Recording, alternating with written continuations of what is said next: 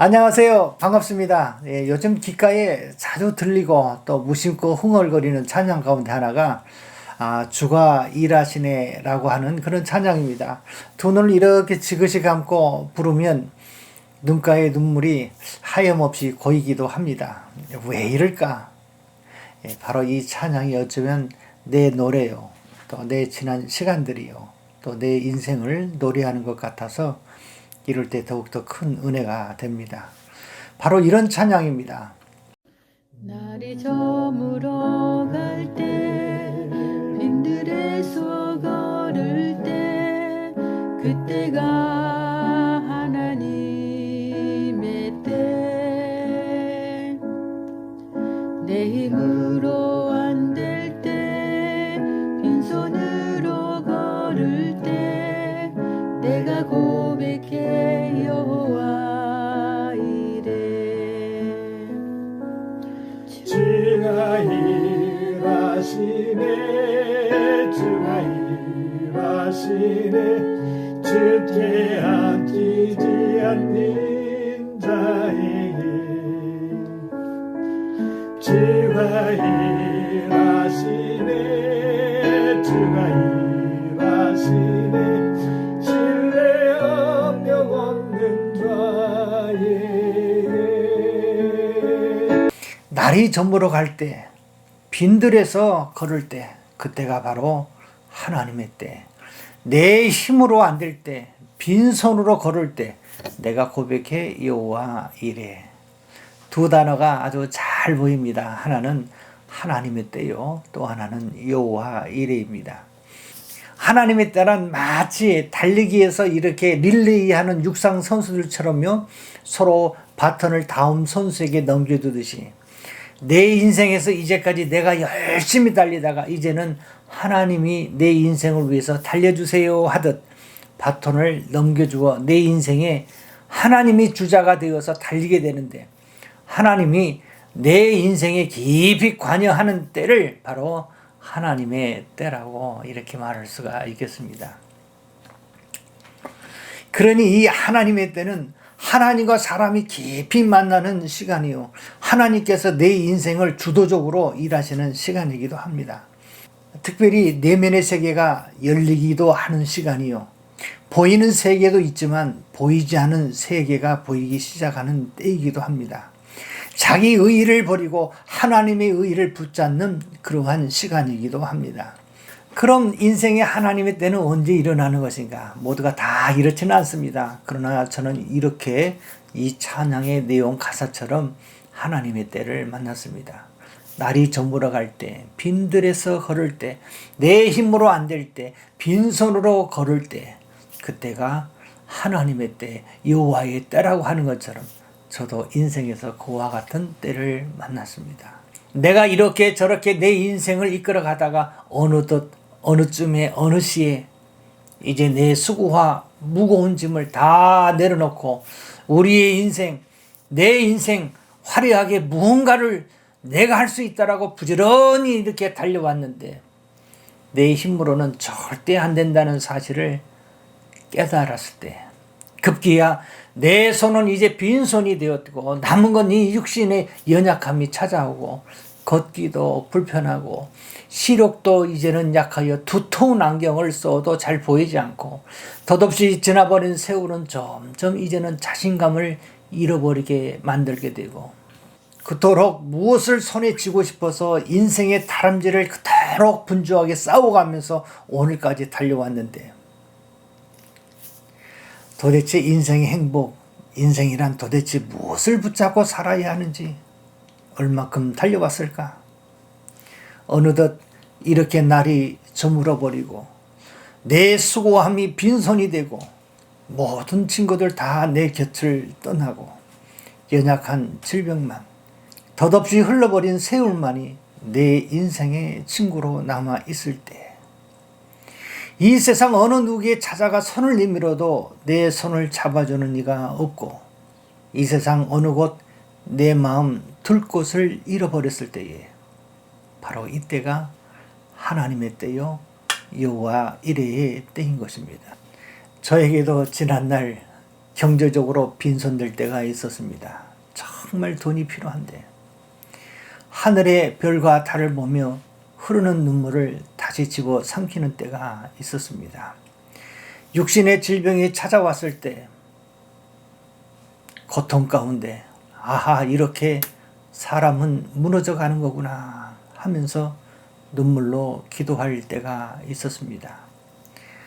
남다른 은사를 하나님이 이렇게 많이 허락하셨지만 내 육신의 정욕을 위해 사용하면서 쓰라린 아픔의 실패를 경험할 때가 있었습니다. 이런 일들을 다시 꺼내어 말하고자 한다면 끝이 없습니다. 그러나 지금은 지난 과거가 창피하지 않습니다. 물질이 없어도 부족하지 않습니다.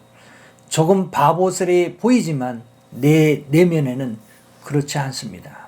왜냐하면 저는 하나님의 때, 여호와의 때를 만나고 있기 때문입니다. 여러분, 해밍웨이의 노인과 바다를 잘 아시죠? 인생은 이와 같습니다. 바다를 항해하듯 인생을 항해합니다. 이 노인은 자기 배보다 더 큰 물고기를 낚습니다.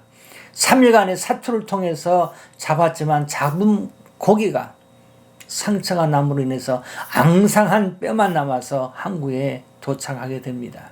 노인이 얻은 것은 앙상한 뼈만 남은 물고기와 그 물고기와 싸운 그 손에 짙은 상처, 지친 육신의 몸, 덧없이 흘러버린 세월이 쓸쓸하게 노인의 곁에 남게 됩니다. 그렇습니다. 하나님, 내가 할 수 있는 건 아무것도 없습니다. 보세요. 이렇게 빈손되지 않았습니까? 내가 얻은 건 육신의 질병과 고통뿐입니다. 라고 고개를 떨굴 때 바로 이때에 위대한 하나님의 때를 만나게 됩니다. 그런데 너무나 놀라운 것은 빈손되어서 다 빼앗겨 버리면, 다 잃어버리면, 다 내려놓으면, 두 손 들고 이렇게 항복하면 망할 것만 같은데 전혀 그렇지 않습니다. 이제까지 내가 믿지 않은 하나님을 뒤늦게 믿고 이렇게 세월이 다 지나서 믿으면 어떻게 하나. 그런데요, 전혀 그렇지 않습니다. 오히려 이때가 기회입니다. 아니, 하나님은 바로 이때 이러한 때를 기다리고 계십니다. 내가 그리스도와 함께 십자가에 못 박히면 망할 것 같은데 전혀 그렇지 않습니다. 내가 그리스도와 함께 죽으면 그때부터 내 안에 그리스도가 나를 다스리는 영적 체험을 하게 됩니다. 그리스도의 부요함이 내 안의 역사에 흘러넘치는 샘물이 되는 영적 체험을 하기 시작합니다.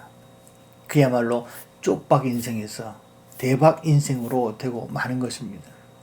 이전에는 열심히 하는 내게 자꾸 사람들이 떠나고 사람들로부터 상처받고 사람들로부터 아픔을 경험했지만 내 안에 주인이 바뀌면 이때부터는 내 주변에는 사람들이 모이게 되고 사람들로 하여금 사람들로부터 용기와 위로를 얻으며 하나님이 예비된 사람들을 보내어 비전을 이룰 수 있도록 사람을 계속해서 하나님은 붙여주십니다. 나를 부인하고 자기 십자가를 지는 순간부터 나의 의의를 버리고 하나님의 의의를 붙잡은 때부터 이때부터 여호와 이레라는 축복의 인생이 시작됩니다. 여호와 이레란 하나님이 아브라함에게 그 독자 아들을 제물로 바치려 할 때에 이때에 이삭이 그 아버지 아브라함에게 묻습니다. 아버지요, 여호와께 드릴 예물은 어디 있나이까? 이때에 아버지 아브라함이 이렇게 대답합니다. 제물은 여호와께서 친히 준비하시리라 대답을 해줍니다. 여호와 이레란 여호와께서 친히 여호와의 산에서 준비하시리라. 부지런히 달려왔던 인생의 삶의 무거운 짐을 내려놓는 순간부터 내 인생 하나님께 맡기기 시작하면서부터 변화가 일어납니다. 마음의 눈이 열리고 하늘이 열리고 또 감사하는 마음이 열리고 아침에 일어나면 해가 뜬 것도 감사하고 밤에 달도 감사하고 하늘의 별도 감사하고 내게 일어난 모든 일들에 대해서 이제는 부족함이 없이 하나님이 예비해 주심을 깨닫게 됩니다. 하루하루의 삶이 이제는 하나님이 예비해 주시는 여호와의 이레의 삶을 살게 됩니다. 늘 달라고 때를 썼던 내 기도가 이제는 하나님 여호와의 일에 예비해 주신 하나님 감사합니다 라고 바뀌게 됩니다. 신기하게 돼요. 이렇게 생각만 해도요, 입으로 응얼거리기만 해도 내가 비전을 품고 내가 비전의 꿈을 꾸면 하나님이 그대로 인도해 주시는 세상, 여호와의 일에 인생의 행복을 느끼는 축복의 대로로 인생의 삶이 시작됩니다. 그렇습니다. 내 안에 주가 찾아오셔서 일하시는 여호와 이레에 하나님의 때가 있습니다. 지금 혹 예수님을 믿지 아니하는 분이 있습니까? 아니, 지금 혹 고난 가운데 있는 분이 있습니까? 경제적으로, 육신적으로, 마음의 고통으로 힘겨움에 있습니까? 특별히 사랑하는 사람으로부터 상처를 인해 아픔을 경험하고 있는 분 있습니까? 바로 이때가 하나님의 때요, 이때가 여호와 이레의 때입니다. 내가 아니라 내 속에 주가 일하시게 되면 인생의 대반전의 세계가 열리기 시작합니다. 주가 일하시네, 주가 일하시네. 내 안에 주가 일하시면 후회함이 없습니다. 즐거움이 있습니다. 넉넉한 삶을 누리게 됩니다. 이 땅에서부터 하나님의 나라를 신나게 살게 됩니다. 이 고백이 저와 여러분의 삶을 이끄는 참된 고백이 되기를 주의 이름으로 축복합니다. 감사합니다.